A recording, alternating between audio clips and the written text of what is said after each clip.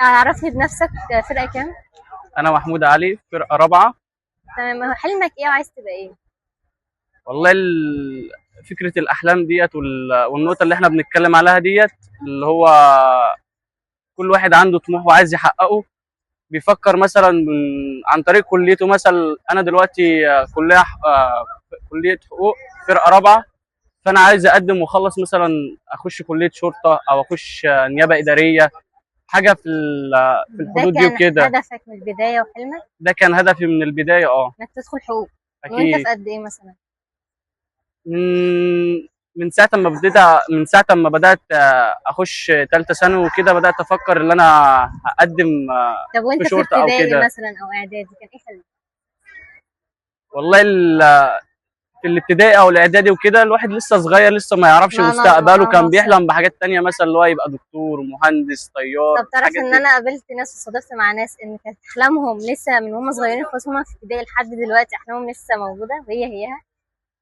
يبقى انت كان حلمك انت استسلمت عنه.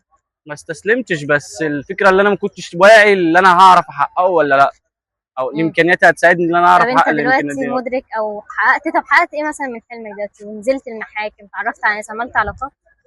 اكيد. يعني عندك علاقات وصلت فعلا؟ يعني مش قول وصلت مثلا للدرجه ديت، بس لسه بنسبة كام، بحاول. بنسبة كام مثلا؟ 50 50. يعني لحد 50%. اما اوصل وكده، ساعتها بقول ان انا حققت حلم. حتى لو خلصت كل حاجه، ما وصلتش مثلا اللي انا ما وصلتش اللي هو انا اخر خطوه، هعتبر ان انا لسه ما حققتش حاجه. لازم اخلصه، هعتبر كده اللي حلمي اتحقق خلاص. يعني كده اقدر اقول ان انت حلمك من البداية اصلا انك تكون ايه بقى بالظبط في المحاماة؟ يعني محامي، نيابة، لا، انا عايز اخش كليه شرطه او اشمعنى شرطة؟ او نيابه مثلا. اشمعنى؟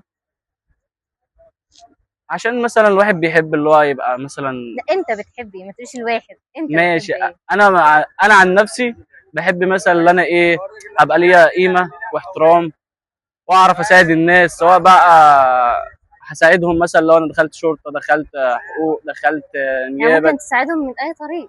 ايوه، الواحد بيساعدهم من اي طريق، بس كل واحد بيحس نفسه في مكان اللي هو ده، اعرف انت حاسة انك اطلع منه ظابط، انا طاقته. ظابط كده. اطلع طاقتي منه كده.